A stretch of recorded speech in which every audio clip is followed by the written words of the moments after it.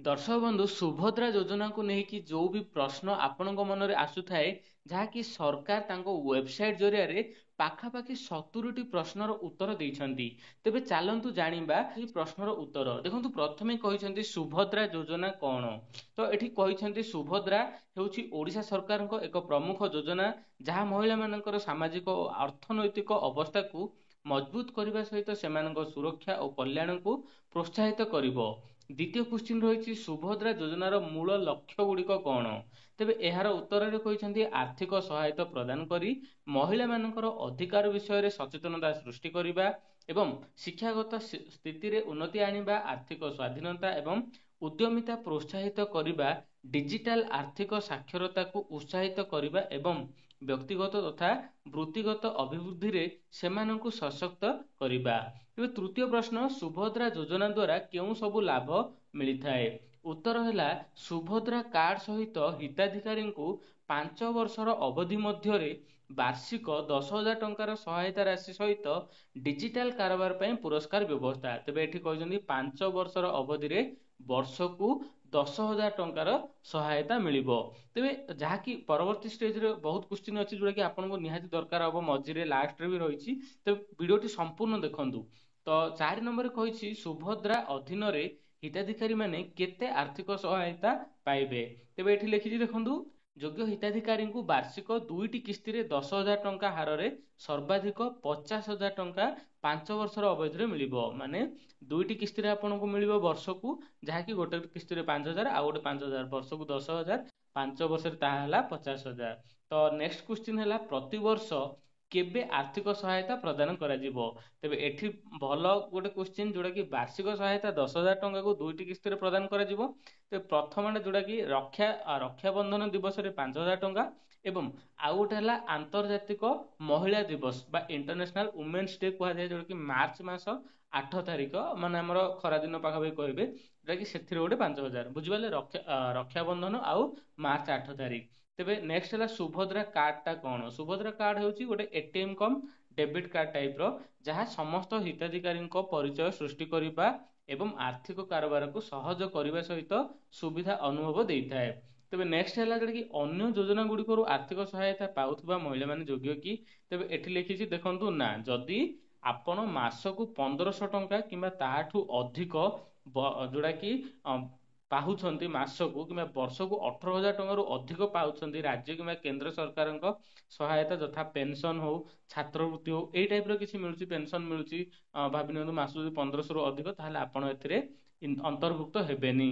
तो नेक्स्ट है जोटा कि सुभद्रा अधीन व्यापक पुरस्कार एवं स्वीकृति कार्यक्रम उद्देश्य कौन।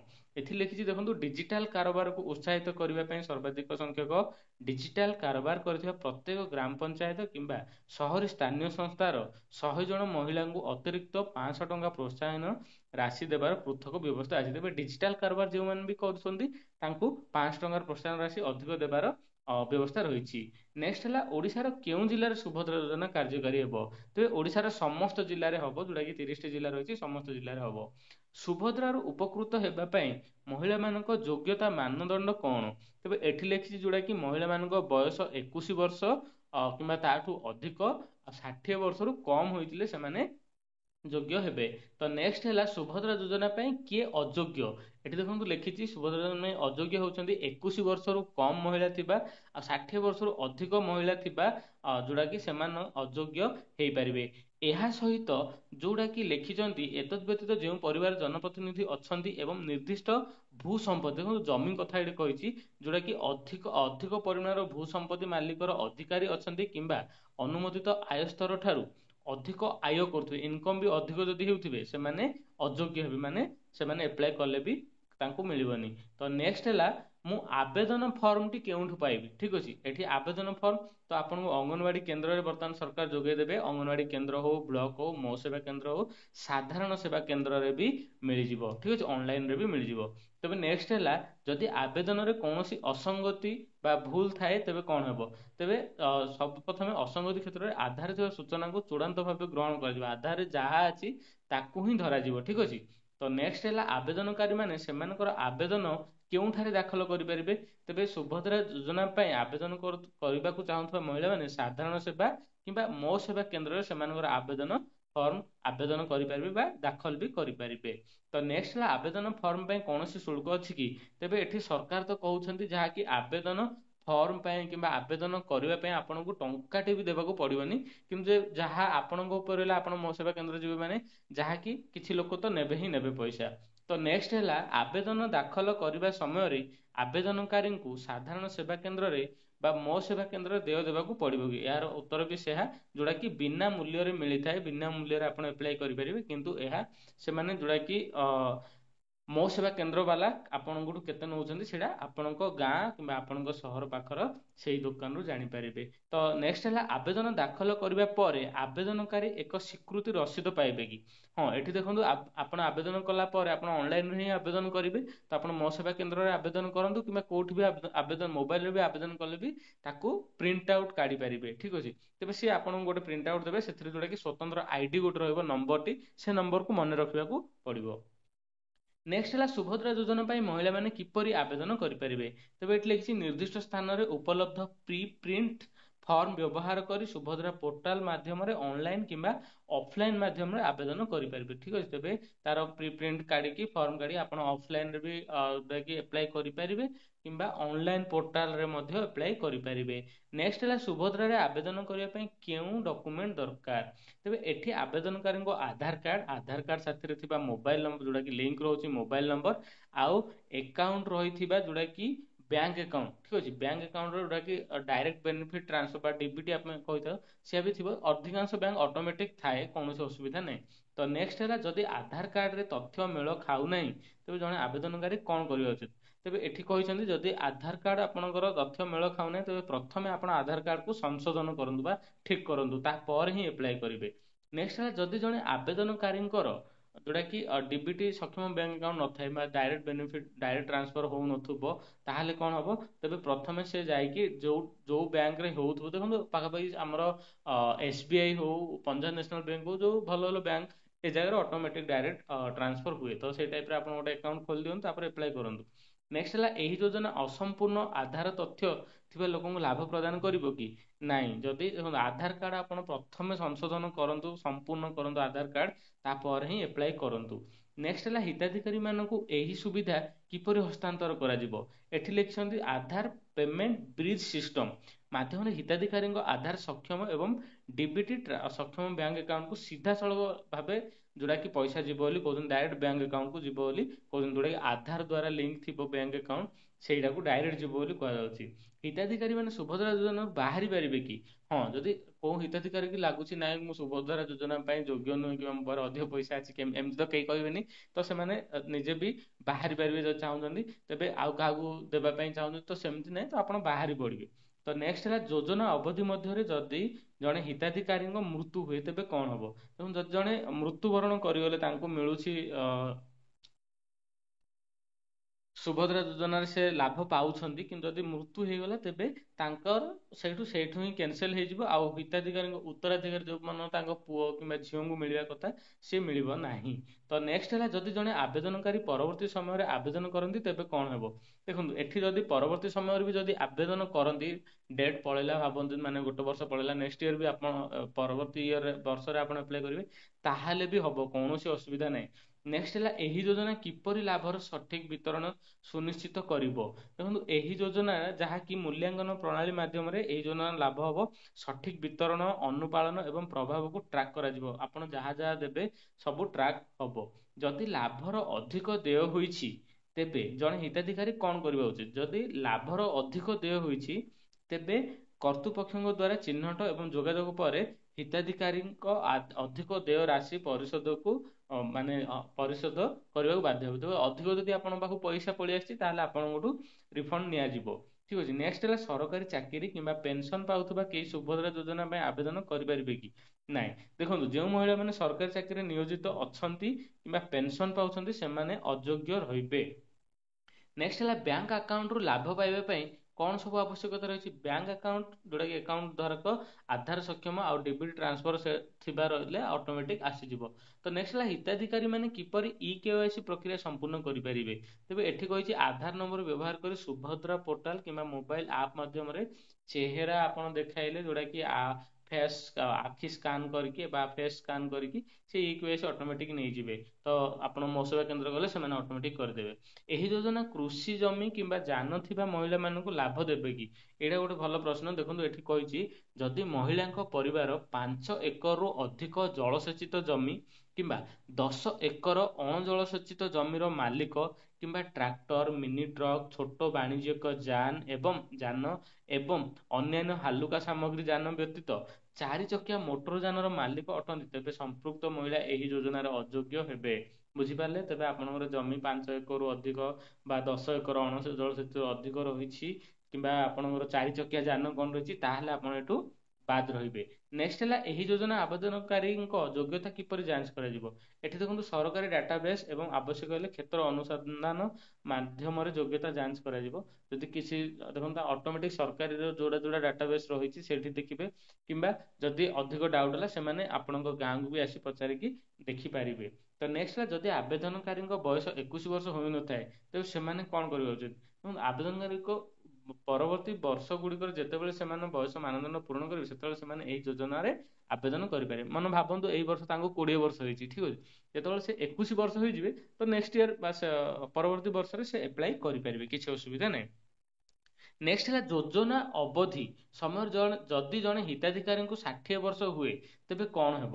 ଦେଖନ୍ତୁ ଯୋଜନା ଅବଧି ସମୟରେ ହିତାଧିକାରୀଙ୍କୁ 60 ବର୍ଷ ହୁଏ ତେବେ ସେ ଆଉ ଅଧିକ କିସ୍ତି ପାଇବେ ନାହିଁ, ତାଙ୍କୁ ପେନସନର ଯୋଜନା ପ୍ରାଥମିକ ଦିଆଯିବ। ଠିକ ଅଛି, ତେବେ ଆପଣ ଭାବନ୍ତୁ 58 ବର୍ଷ ହେଇଛି, 2 ବର୍ଷ ଆପଣଙ୍କୁ ମିଳିଯିବ, 60 ହେଲା ପରେ ଆପଣଙ୍କୁ ପେନସନ ଟାଇପର ପେନସନ ଆସିବ, ସୁଭଦ୍ରା ଯୋଜନା ଆପଣ ବାଦ ହୋଇଯିବେ।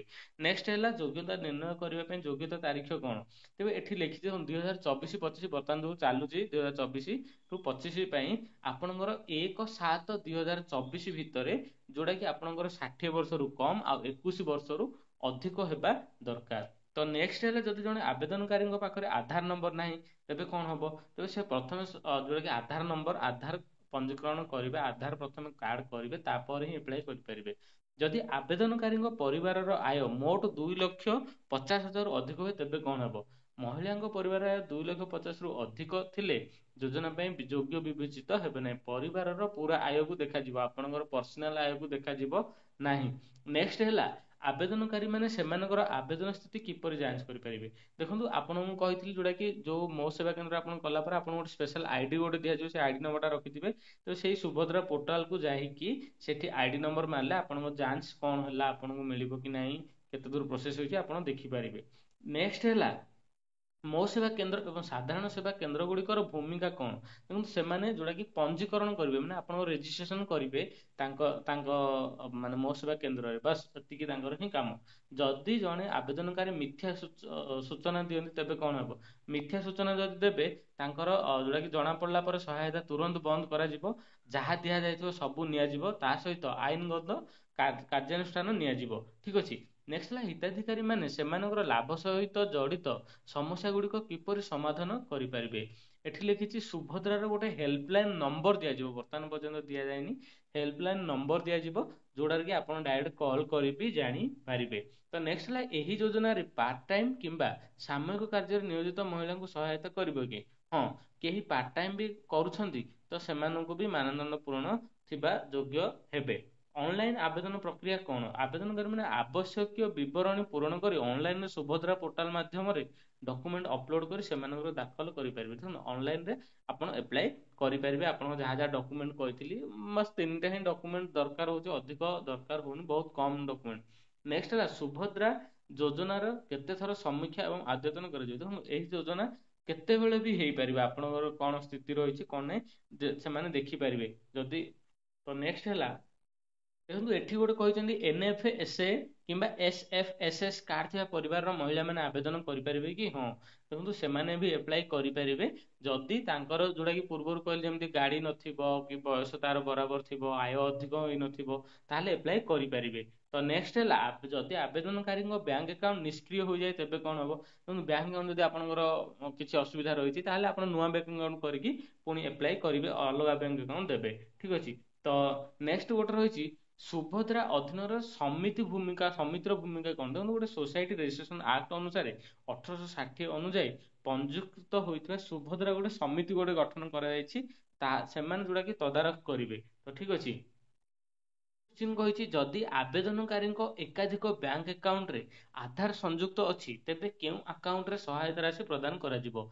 आपनकर बैंक तीनटा बैंक अच्छी भाभी नियंतु तो से कहउछन्ती तीनटा बैंक रे तो आधार कार्ड लिंक ही रहइबो तेबे सेमान क्वेश्चन होला कोउ बैंक अकाउंट को आसीबो पैसा तेबे एठी कहउछन्ती हिताधिकारी शेष आधार लिंक रहितबा बैंक अकाउंट को सहायता राशि प्रदान करा जिवो जोटा कि जो बैंक अकाउंट लास्ट रे कले तेबे सेठी आधार कार्ड देथिबे सेठी को ही पैसाटा जीवो।